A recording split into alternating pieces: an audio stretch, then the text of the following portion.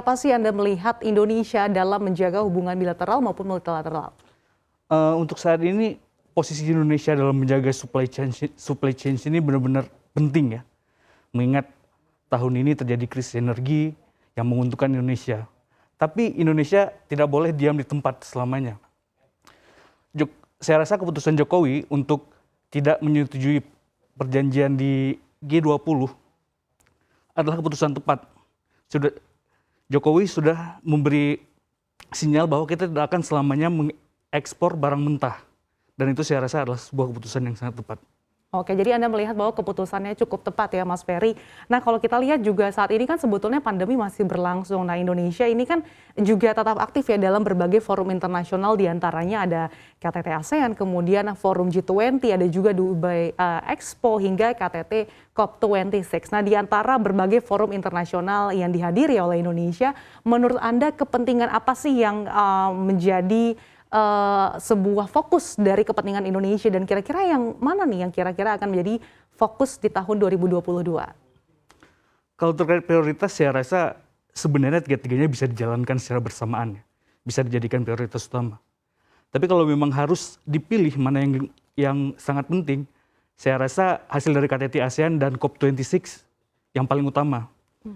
Karena di KTT ASEAN, China sudah mengatakan bahwa mereka akan menjaga perdamaian di ASEAN. Seperti kita tahu, sampai saat ini kan masih ada permasalahan Laut Cina Selatan sama Natuna Utara. Dan mereka sudah berjanji menjaga perdamaian dan ikut berinvestasi di kawasan ASEAN secara luas. Dan saya rasa itu penting. Selain itu, untuk COP26, menjaga bumi adalah kewajiban kita semua, termasuk bangsa Indonesia. Tapi dalam jalannya itu, Indonesia itu sebenarnya diuntungkan.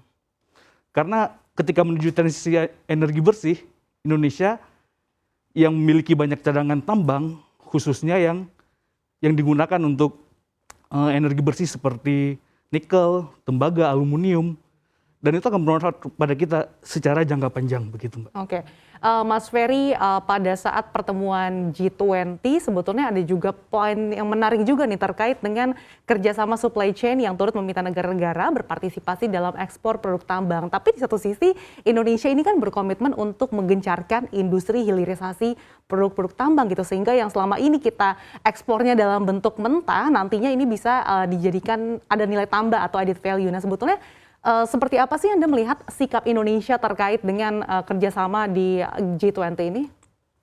Saya rasa seperti yang saya katakan tadi, saya rasa keputusan Indonesia sudah tepat mengatakan bahwa kita tidak akan selamanya mengekspor barang mentah dalam bentuk konsentrat. Nah, menurut saya, cara Indonesia supaya kita bisa tetap ada di persaingan global, menjaga rantai pasok global, bukan dengan mengekspor barang mentah, tapi melainkan mengajak negara-negara yang industri hilirnya sudah bagus, industri pengolahannya sudah bagus. Misalnya seperti Cina yang jor-joran investasi di smelter nikel misalnya. Kita bisa ngajak Jepang untuk investasi di smelter buat aluminium atau bauksit gitu. Kita juga bisa mengajak perusahaan-perusahaan lain, misalnya yang dari Amerika atau dari kawasan Asia, supaya membangun pabrik di sini. Jadi supaya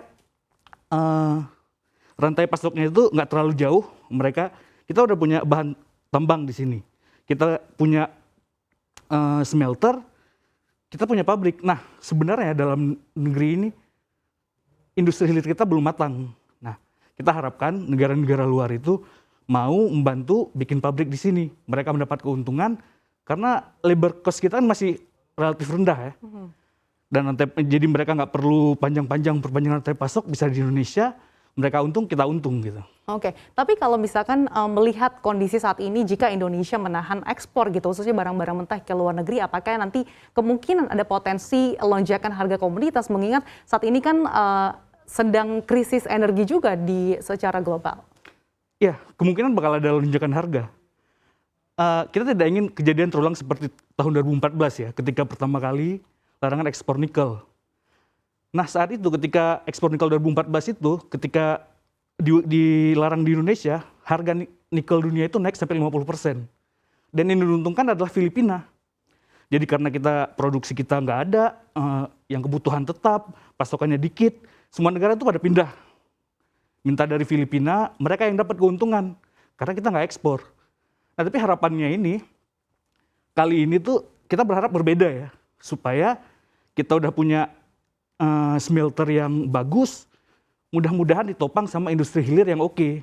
Dan kalau bisa kita punya kontrak gitu. Maksudnya jangan sampai dari misalnya dari ore nikel ya, udah jadi NPI atau jadi nikel matte, tapi nggak ada yang beli gitu. Soalnya kan permintaan domestik kan terbatas ya. Kalau bisa kita udah punya partner dari luar negeri atau mereka mau membangun pabrik itu lebih bagus di Indonesia.